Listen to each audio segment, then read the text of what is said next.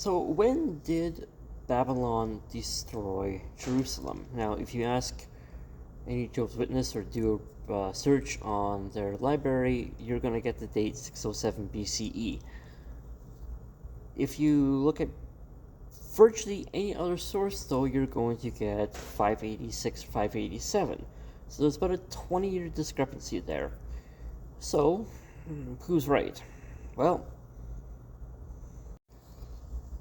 in order to figure this out, we need a date that both sides can agree on. We need some solid anchor point to work with. And, fortunately, we do have one.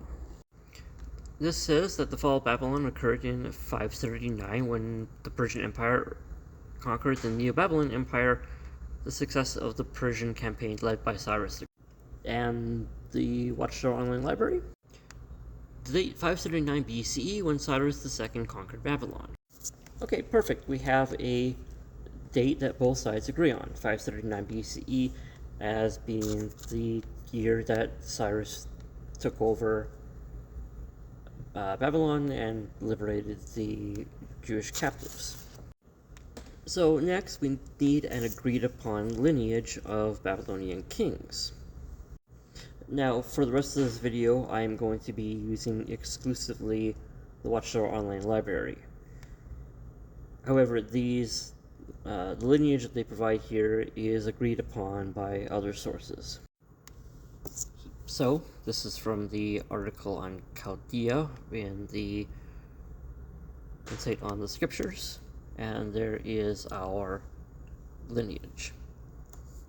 Now, for what we need, we're going to start with Nebuchadnezzar, and then move on to evil Merodach, then Nergal-Shazzar, Labashi Marduk, and then Nabonius and Belshazzar, who did rule concurrently with each other. Also, I apologize for butchering any of those names. I'm sure I did. So, how long did Nebuchadnezzar rule, according to the Watchtower Online Library? So it states that Nebuchadnezzar ruled as king for 43 years. Now, it uses the date 624 to 528. We'll look into that in a bit, but we have a time period of 43. So Nebuchadnezzar, 43. Now the next three kings come in really quick succession. Evil Merodach, who was the successor to Nebuchadnezzar, ruled for 2 years. Then he was murdered by his brother-in-law, Nergal-Shazzar, who reigned for 4 years. And then, when he died, his underage son, Labashi Marduk, who according to them was a vicious boy, succeeded him and was assassinated within 9 months. So, we got Merodach, who reigned for 2. We have Nergal-Shazzar, who reigned for 4. And then we have his kid, who reigned for 3/4 of a year. And then it says that Nabonius, who had served as governor of Babylon and who had been Nebuchadnezzar's favorite son-in-law, took the throne until Babylon fell in 539 BCE. And just to clarify, the Watchtower Insight book does state that Belshazzar did rule concurrent with Nabonius in the last years of the Babylonian Empire. And Insight in the Scriptures does state that, on the basis of a cuneiform text, he is believed to have ruled some 17 years. Now, of course, that would also include partially Belshazzar's rule, but we'll just put Nabonius at 17 years.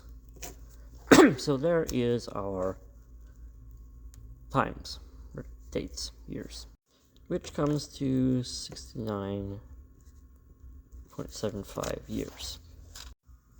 Now, Watchtower and the other resources both stated that 539 was the date that Cyrus took over Babylon, so let's use that. 539 plus 17 plus 0.75 plus 4 plus 2 plus 43.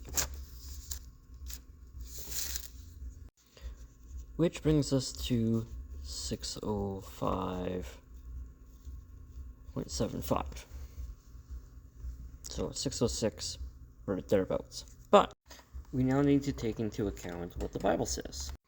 So this states that in the 5th month, on the 7th day of the month, that is, in the 19th year of King Nebuchadnezzar, the king of Babylon, Nebuchadnezzar, the chief of the guard, the servant of the king of Babylon, came to Jerusalem. He burnt down the house of Jehovah, the king's house, all the house of Jerusalem. He also burnt down the house of every prominent man. So, this was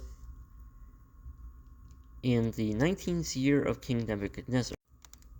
And so far, our timeline is the beginning to the end of each king's rule.